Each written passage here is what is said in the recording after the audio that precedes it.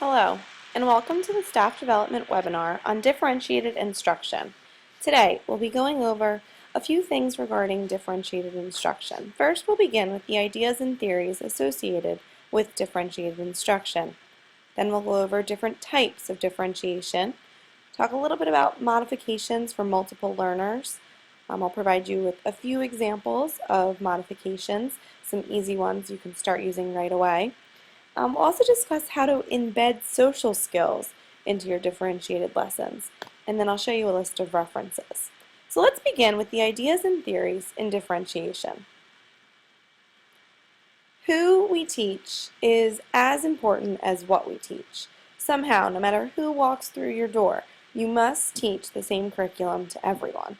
And students come in with diverse needs, knowing different skills, having different experiences, and also different interests. And as teachers, it's our job to respond to their needs by changing and adapting the content, the process, the product, and the learning environment of everything we teach. There's a lot of research out there on differentiated instruction. I wanted to share with you what Scalano and Lipinski, this image that they have that really helps create a good metaphor for thinking about differentiation. So it's what you differentiate. In this metaphor, they reference the three-ring circus. So there's frenetic activity going on at the circus, just like the crazy activity of a classroom. And the more that you differentiate the way that they receive the process, content, and product of your teaching, the better it will be for all of your students. So one of their main things is looking separately at the rings. So you can look at the ability, you can look at the learning profile, and you can look at the interest when you first start out. And you don't want to become overwhelmed by trying to look at everything all at once. But when the three rings, they're the factors that contribute to the most successful presentation of your content, your process, and your product. So the three rings are the ability, the learning profiles, and the interests of your students. So a great thing to always think about. So why should we differentiate?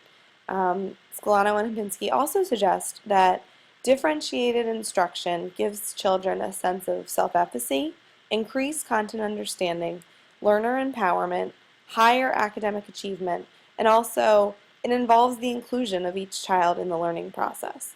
So making things accessible for all of your students and also making things so that they understand them.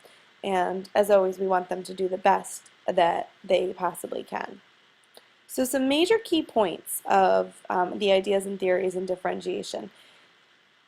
It's necessary for the learners to always be active and making decisions. So they should be making the decisions, evaluating their decisions, a lot of metacognitive thinking going on. The activities should be student-centered. There should always be a blend of whole class instruction, small group instruction, and individualized instruction. Tobin says that learning experiences are most effective when the teacher assumes differences and is proactive in the classroom. So you're always trying to benefit all of your learners in the classroom. So what are some of the types of differentiation? Well, hopefully you don't think about all of these terms like ongoing assessment, tiered lessons, compacting, flexible groups, essential concepts, learning centers, and just get overwhelmed. The most beneficial thing for the students is to differentiate the instruction, and you can start small. It does not have to be overwhelming.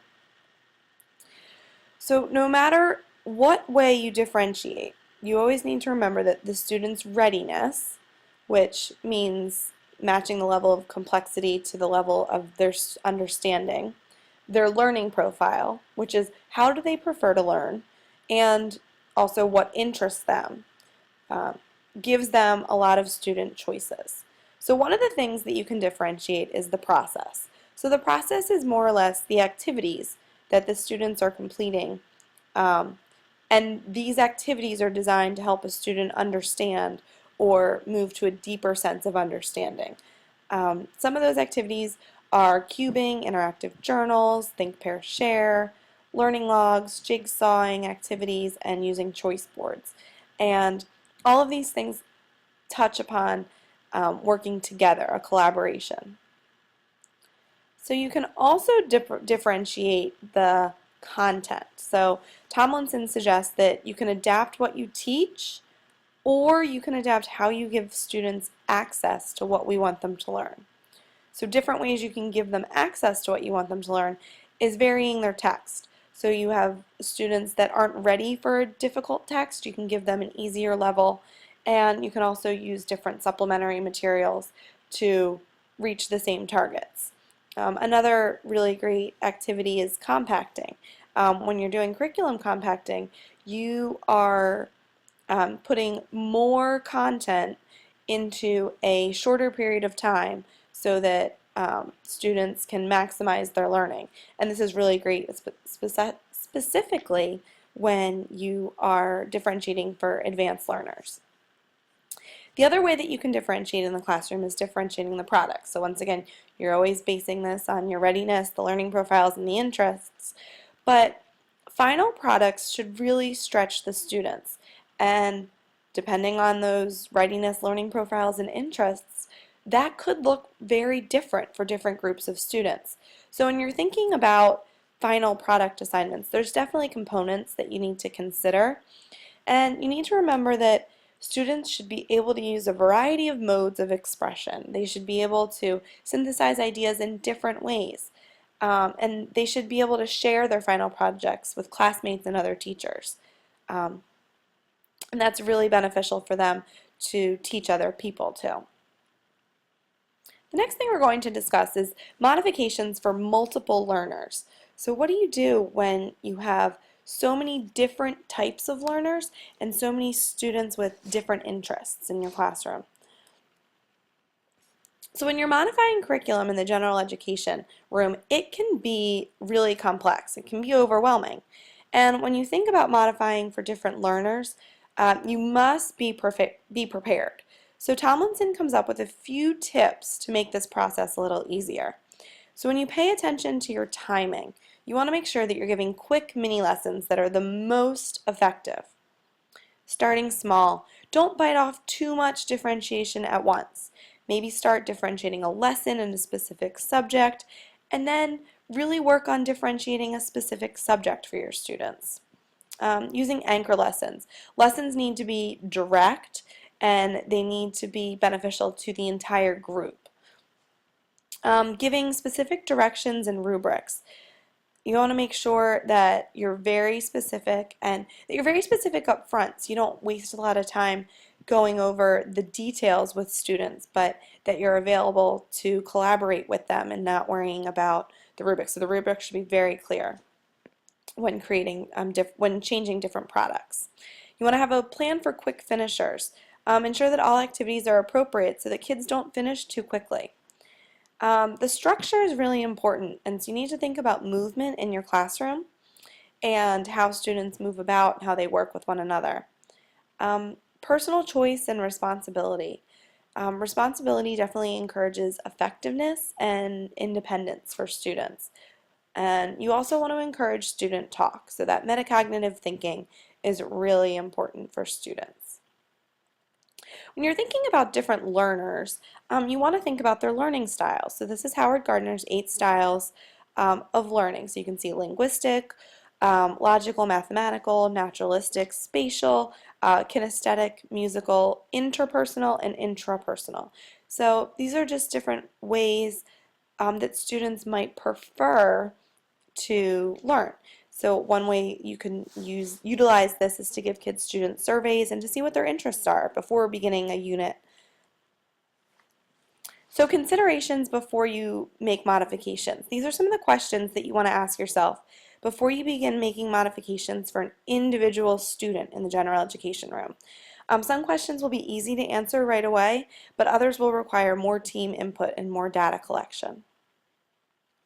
When you are making individualized adaptations, you want to go through these steps, and a lot of these really depend on what information you have and what process you are with the students and how in-depth you're going to go with the students. Like you see towards the end, steps 4, 5, and 6, You really want to plan and adapt the modification to best address the student needs, and you always want to continue to monitor and evaluate their progress towards those goals. So what does this look like? What could this look like? I'm going to give you two quick examples that you can start using right away. The first one is called 3-2-1.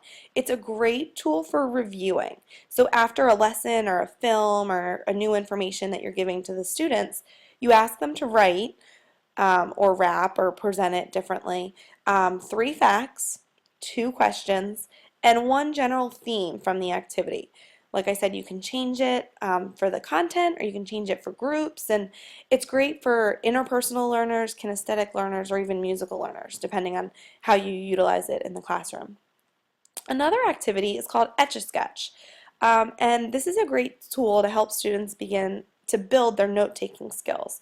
So while they're listening to a lecture or watching a video, they're drawing quick little pictures or sketches inside a box, and then they talk out their pictures with a partner, and then they write down their big ideas and the important themes of that section, and then you get a really nice hearty discussion after. It's a great activity for artistic and interpersonal learners also. So embedding social skills into differentiated instruction is really important. In a school setting, it's important to engage in social interactions, appropriate language, and develop a variety of interests. And these skills are related not only to your success in school, but in your life, according to Smith. So how do you embed that instruction? Well, you can embed instruction in whole group with active listening and sharing and manners lessons. You can also do specific skill lessons with a teacher in small group with more direct instruction and utilizing a social skills curriculum. And a great way to discuss issues is during class meeting. So you can use literature and talk about characters in a story, and that can really help, especially for issues like bullying or teasing or fairness. These are some examples of some sample charts. So one of the hardest things for a general education teacher to do is to collect behavior data during the day. We say data, is the way that we can inform our instruction and also help the students the most, but sometimes it's overwhelming. So if you consider some charts and reminders on the student's desk, and they can be really easy and helpful to manage. You can also include the student self-evaluating themselves and giving themselves checks or minuses or plus signs or smiley faces or whatever it is that the system you're going to use. Options are endless, and they can really be created specifically for a student. You have a student who really enjoys SpongeBob, you can make a Krabby Patty chart for them. Token charts, incentive charts, money, ticket systems, the opportunities are really endless. Overall today, I hope you had a chance to see that differentiating instruction is not difficult. Differentiated instruction can be easily done, and it can really make a difference in your classrooms. This is a list of references if you'd like to reference any of the resources that I mentioned today. And please contact me if you have any questions or need support in your classrooms. Thanks a lot. Have a great day.